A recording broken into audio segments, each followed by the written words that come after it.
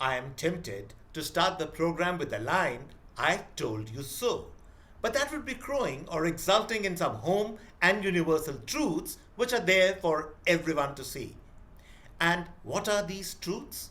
Quite simply, for the last few years, large sections of the domestic liberal media as well as the international liberal media have been prophesizing India's downfall under the stewardship of Prime Minister Modi. And look at the reality facing us now. The West is in a shambles economically, militarily, and even in a sociological sense, triggered by the Ukraine war. If you think only Russia is being impacted by the madness unleashed in Ukraine, think again. Entire Europe is being impacted by the war, and it is only a matter of time before major economies in Europe start going in a tailspin. Even the United States is facing an unheard of food and oil inflation, which can severely affect the results of the midterm elections in the United States in November.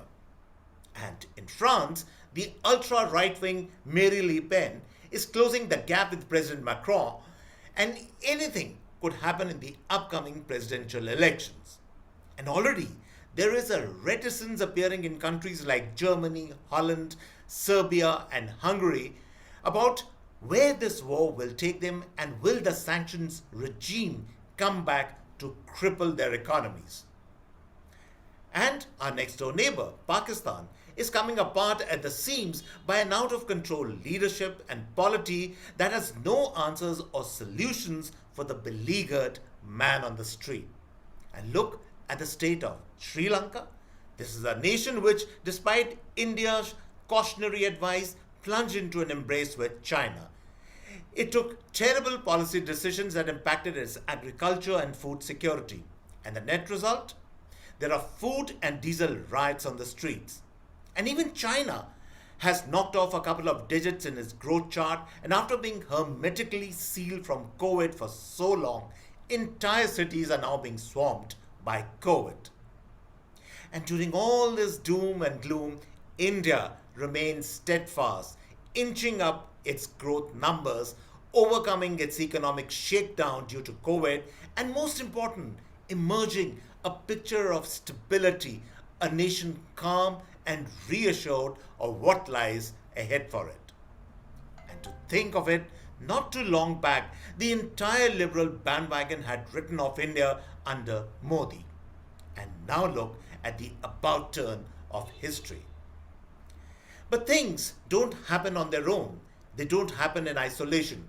The rise and fall of nations are deeply linked with policy changes carried out at the very top.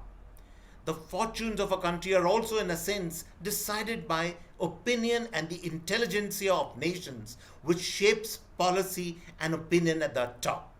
And needless to say, liberal opinion worldwide and in India has been very hostile to Modi for long. But now the chickens are coming home to roost for them. But more of all this in a minute. First, let me welcome all of you to the CAA show. CAA, as all of you know, is Conversations and Analysis, and my name is Juggi Bhasin. To join our show, press the big red subscriber button on your screen. Subscription is, of course, completely free. Let me now outline for you the gist of the problem that is unraveling critics of our country and Prime Minister here and abroad. It is best exemplified in the post of this person who happens to be on my Facebook. Rajiv Desai is a bitter critic of the Modi government and is a prominent supporter of the Congress party. In post after post, he calls the Prime Minister a yokel. In Hindi, it roughly translates into a kind of a gawar, a person who is uneducated and unsophisticated from the countryside. Rajiv Desai is not alone in categorizing the Prime Minister, labeling him in wild terms, making fun of him. An army of liberals in the country and their friends abroad in powerful think tanks and non-government organizations and media organizations think of Modi and his policies as undemocratic, communal, bigoted, which will take the country back many years to the dark ages. And look at what has happened in the real world. The most brutal, vicious sectarian conflict has erupted in Ukraine. Millions of refugees are streaming in Europe. At train stations in Germany, many of these refugees have been met with open arms by ordinary folks. I can't recall Syrian refugees or those from the Middle East or blacks being met this way. And for how long can this ingestion of streaming refugees continue? How long will the West continue to support this tide of refugees? Is not a time coming when even Western economies will start getting impacted?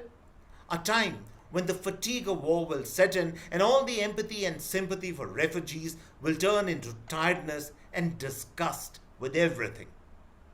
And recall the many policymakers in the very same Western capitals who have been giving us lectures over Kashmir, communal relations, and India secularism.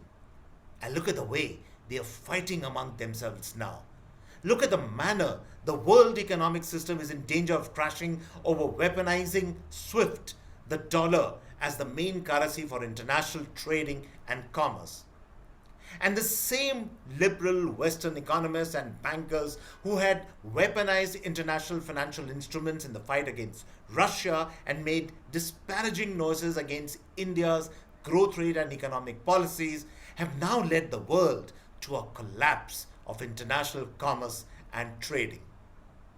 And the very same liberal we know it all tribe that had once welcomed Imran Khan as the next big hope for the subcontinent and compared him with Modi, the same lot, shall we now say, shall it eat the humblest of pies?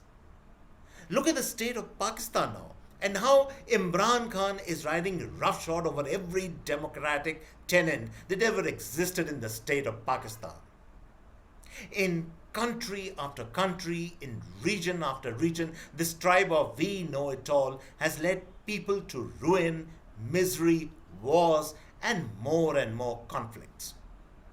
They tried the same thing in India through their proxies in select political parties and especially through non-governmental organizations and regular and social media channels. But all their plans have failed here and their mean spirit, dubious policies and harebrained ideals have been thoroughly exposed to the public.